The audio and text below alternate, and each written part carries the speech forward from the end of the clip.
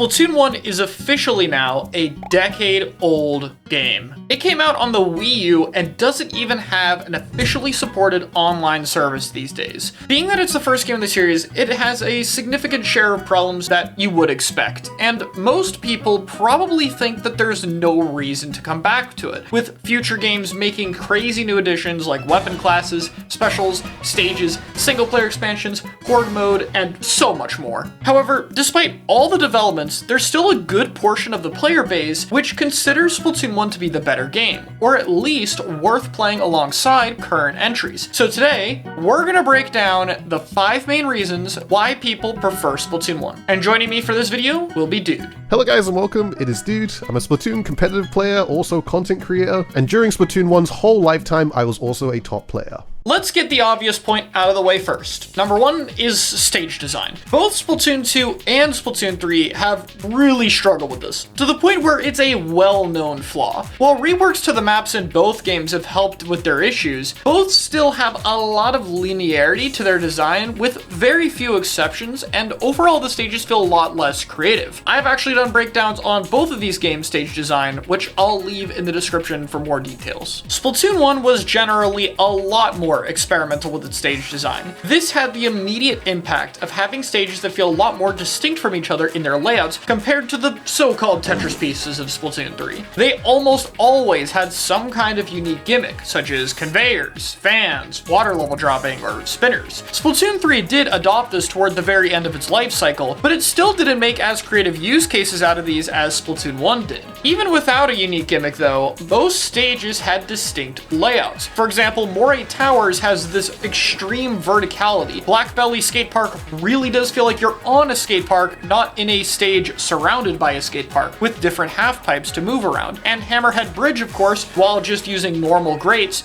combines them in a way that makes a unique setting with its bridge to be able to move around on. Now, I'm not trying to say that every layout or gimmick was a hit, of course. There were some really bad stages in this game. And it wasn't until the later half of Splatoon 1's life cycle that I think they really added stages that were an insane level of quality above anything else in the series. But what it did result in is that even these weaker stages will generally feel more fun and distinct from each other. Besides all of that, I still do think the layouts themselves were generally leagues above other games, with a much larger variety of routes and options that left its best stages feeling like open playgrounds, constantly having new things to discover. In my opinion, only a few stages like Reef and Snapper hold a candle to this. Now, let's talk about input lag when it comes to the Splatoon series. This is something that I've been personally complaining about for maybe the last 8 years, because with Splatoon 2 and Splatoon 3, it does persist a lot greater than you might think. To make it easy for you guys to understand, you should know that in Splatoon 2 and Splatoon 3, there is 6 frames of input delay. What this means is that when you press a button on your controller, it will take up to 6 frames or 1/10 of a second for that button input to show up on your screen.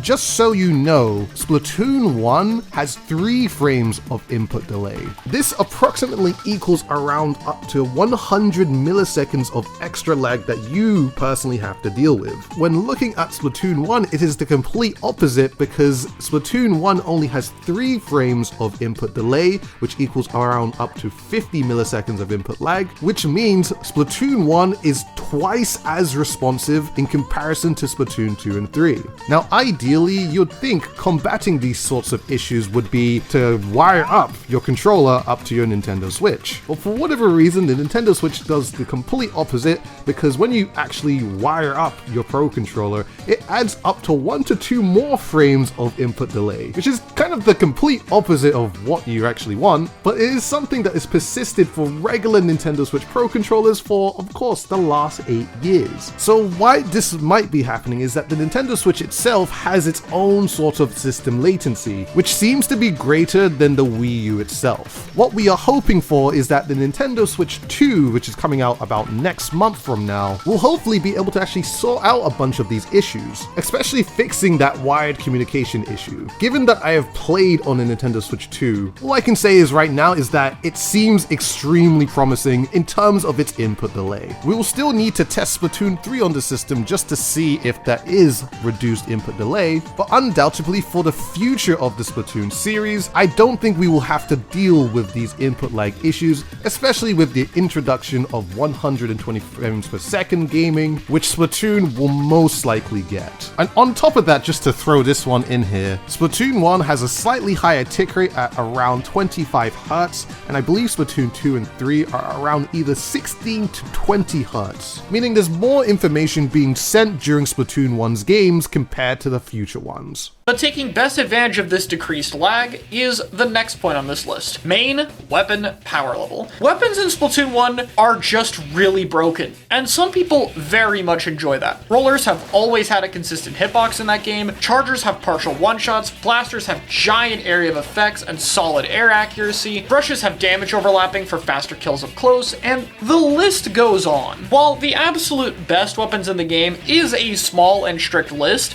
the overall power level of the main weapons are a lot higher, which means even if you're picking something that would be considered a bottom of the barrel weapon, it might actually feel quite good in this game. Like honestly, if you really wanted to bring out the Sploosh-O-Matic and dominate with it, you probably could. I might be a little bit biased because I definitely did win a tournament using the Sploosh-O-Matic in a grand final set, but I guess the thing that I'm trying to say is that majority of weapons are just generally really solid. Like I remember going against several different comps and people using like the custom Hydra Splatling, the heavy Splatling Deco, the Zimmy Splatling, of course, very good in its own right. The Squiffer, if you were good with it, you could probably make it work too. There were also a bunch of people who used the Bamboozler. It's just that in Splatoon 1, you had so much more freedom over some of the main weapons you'd want to pick. It's just that in Splatoon 3, in a competitive setting, you wouldn't even dare to use something like a Sploosh-O-Matic or other weapons that aren't considered that strong. It's because the main weapons themselves aren't as strong like they were in Splatoon 1. That's just part of Splatoon 1's focused on a more individual, self-sufficient style of gameplay. Most main weapons are able to function just fine on their own with less dependency on others. Even weaker painting weapons aren't hurt as badly by this because strong paint is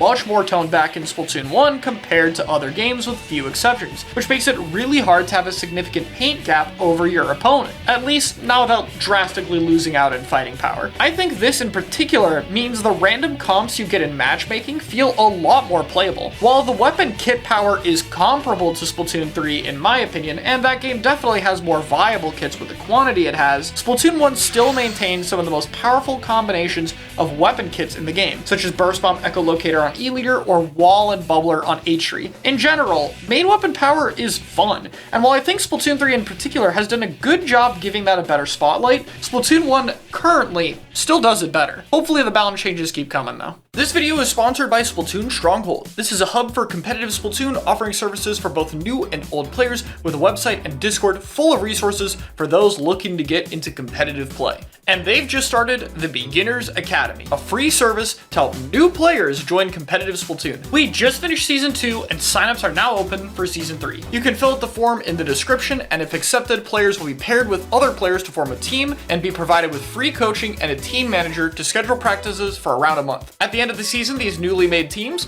will play each other in their first tournament and be invited to the Academy Showcase to compete for a Sendu badge and the title of Valedictorian of the season. It's a really cool brand new resource for new players, so if you're interested in trying out competitive Splatoon, I'd recommend it. In Splatoon 1, there are certain abilities that created this really unique kind of dynamic where it would influence someone's unique playstyle. Now, just so you know, in Splatoon 1, Stealth Jump and Ink Resistance were both considered main abilities. Stealth Jump in the future games still act this way, but Ink Resistance was just a main ability and you can only wear it for your shoes. The thing about Ink Resistance in Splatoon 1 is that it was much stronger in comparison to what we have in Splatoon 3. Ink Resistance allowed you to really move through your enemy's ink much easier, while of course on top of that taking less damage. Now it was great for being so strong because it influenced the playstyle of a player actually just wanting to cut through consume ink more often than usual, which allowed you to take a whole lot more fights and actually just survive within the enemy's ink. With Stealth Jump, it influenced a more conservative playstyle where you actually had to paint your surroundings first before you actually try to take on a fight if you wanted to win a fight. And it made it much harder just to cut through ink because you're suffering from the lack of ink resistance. And thus, you take way more damage much quicker. So what I'm trying to say is that I wish we had the choices like this again, because in Splatoon 3, it feels more so that everyone has to wear Stealth Jump or else. Like 10% of the time, there's probably that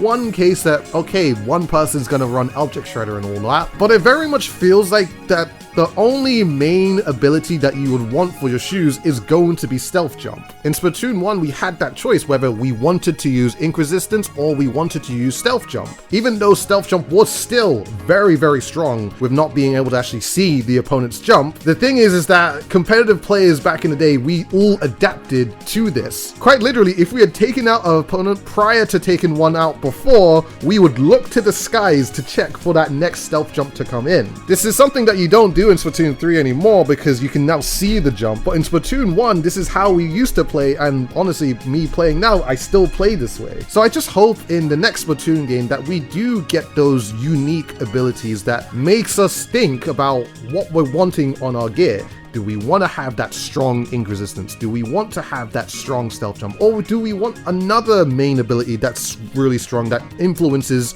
a new playstyle? And last but not least is one more ability, the most infamous one in all of Splatoon, and that is Quick Respawn. This had a completely unique function, which is that no matter what happens, your respawn will always be faster. One of the big complaints Splatoon 1 can get is that it's extremely chaotic, and because of that, it's very easy to die to things like the more powerful weapons or specials. But this ability was a nice way to balance those broken attributes by just throwing another broken one at it. You never feel like you have too much downtime in this game because this ability, mixed with the already mentioned stealth jump, combine to keep you constantly in the action. This is really something that only works because of how broken everything else is, and this leads to a game where not only can things happen fast, but you can also recover even faster, leading to by far the most action-packed 5-minute matches in the series. In conclusion, this video isn't trying to say that Splatoon 2 and 3 are bad games. In fact, I'd still consider Splatoon 3 to be the overall best game in the series.